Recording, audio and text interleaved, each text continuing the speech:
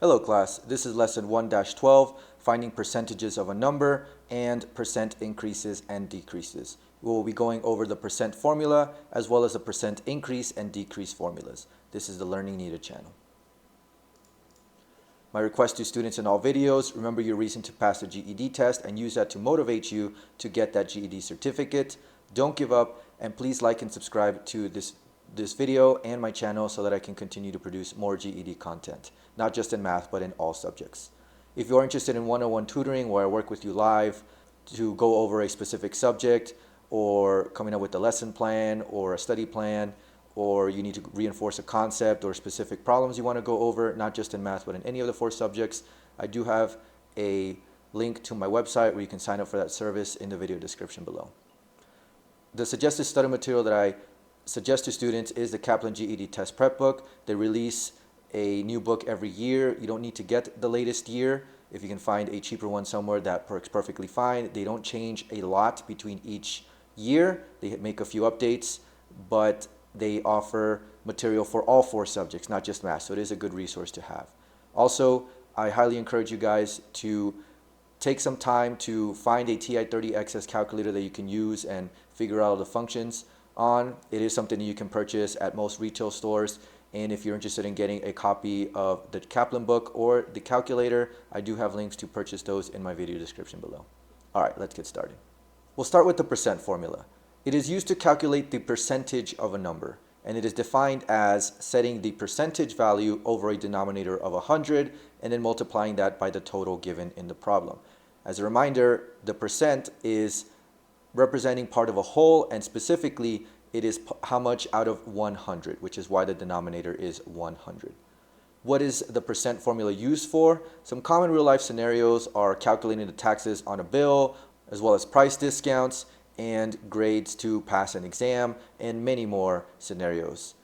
And you'll notice that the first step in the formula, percent over 100, is just converting that percent value into a decimal and then multiplying that by the total. You'll see that here in this example. How much money is saved if a $120 t-shirt is at a 30% discount? Note that this isn't asking you how much money is the t-shirt after the discount. It's asking how much money do you save versus paying full price for the t-shirt.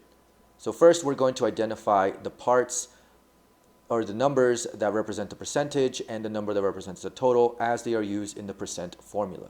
So here the percentage is 30, which is the number associated with the percent sign, and the total is the total cost of the shirt before the discount. Plugging those numbers into the percent formula, the percentage is set over 100 and the total is what is multiplied at the end. So solving for 30 over 100 as a fraction, remember fractions are actually division problems, so you are solving for 30 divided by 100, and if you enter that into a calculator or solve it by hand, you get 0.30. And then you multiply that by the total, which is 120. So the amount that you save is $36. Now we have percent increase and decrease formulas.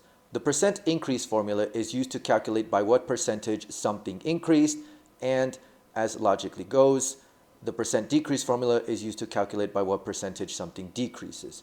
The formulas you will notice are very similar to each other with one very unique difference. Here is the percent increase formula. It looks long just because the words are long, but it is really just 2 values actually.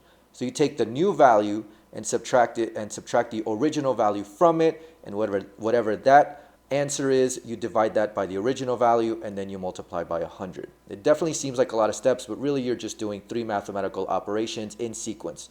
You will subtract first, then you will divide, then you will multiply by 100. The percent decrease formula looks very, very similar, with the very important difference that instead of doing new value minus original value, you do original value minus new value, and the rest of the formula stays the same. You still divide by original value and then multiply that by 100.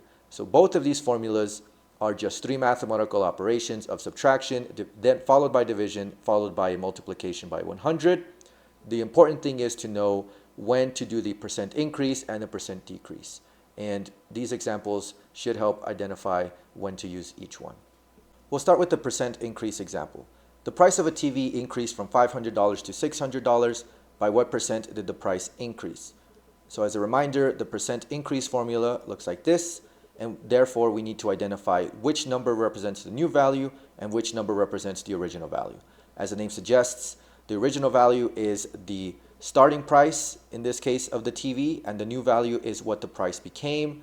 And because the final price or the price afterwards is greater than the initial price, we use the percent increase formula. So here we identify that 600 is the new value. This is the price that it became, and the original value is 500. Plugging this into the formula, we see that it becomes 600 minus 500.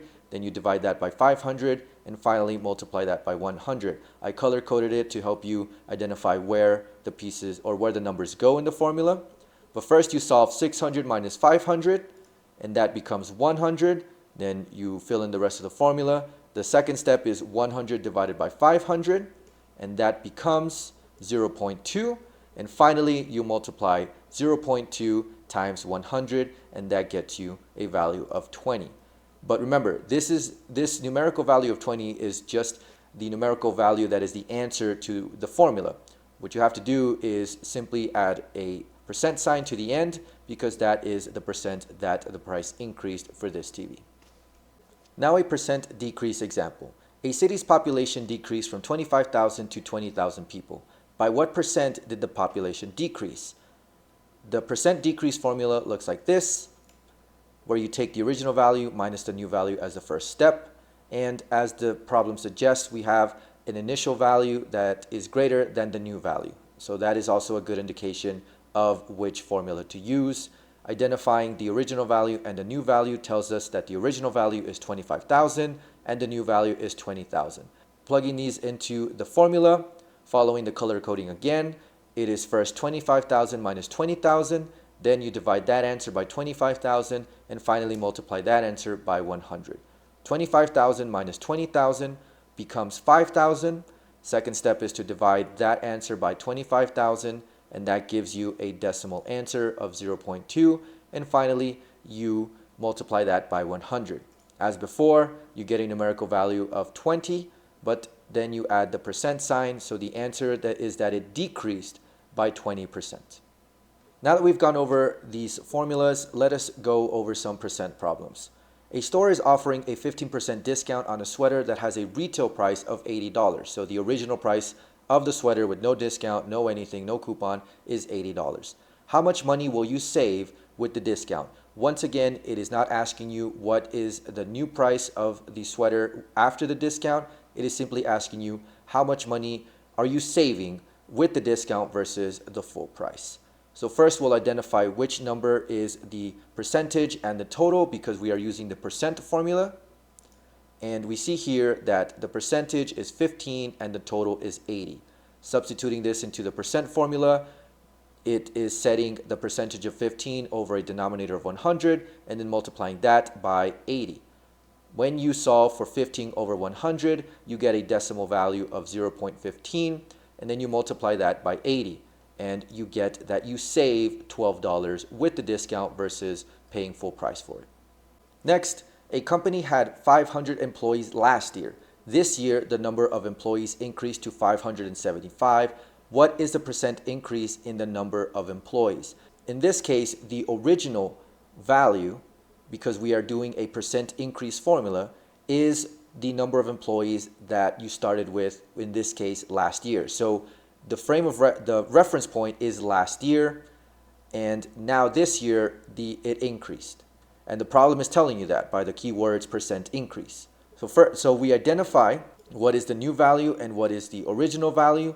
The new value is the new number of employees, and the original value is the previous amount of employees. And the percent increase formula should be that the new value is greater than the original value. Plugging these into the formula, following the color coding again, you take 575 minus 500, then divide that by 500, and then multiply by 100. Solving that in steps, you get a value of 75. You divide that by 500, and that gives you a numerical value of 0.15.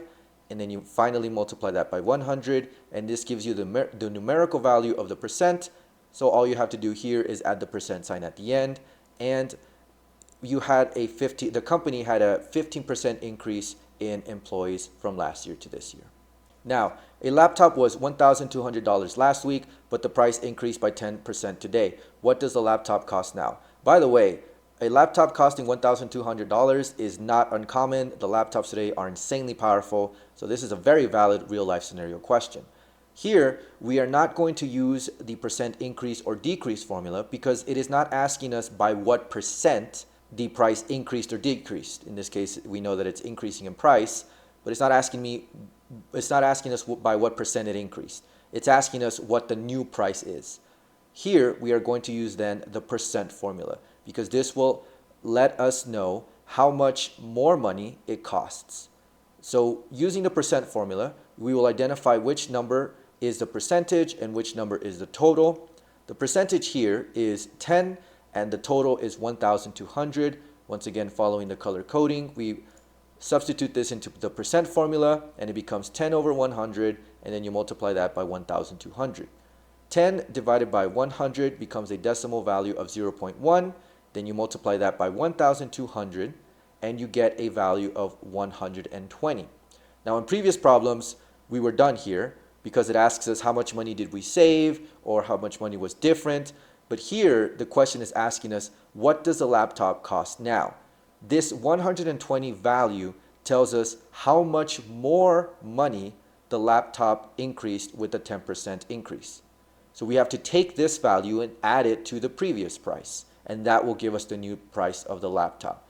So we are simply going to add this price increase of $120 to the original price, and we get that the laptop now costs $1,320. So the percent formula was the first step to solve the problem, and the final answer is using what the percent formula gave us and adding it to the original price to get the new cost of the laptop. So this highlights that the percent formula and further the percent increase and decrease formulas very commonly will be a step, one of the steps used to get the final answer of what the problem is asking you in the GED math test. And that was today's lesson on percent formula and percent increase and decrease formulas. I hope this was helpful. Thank you guys so much for watching, and I'll see you guys in the next video.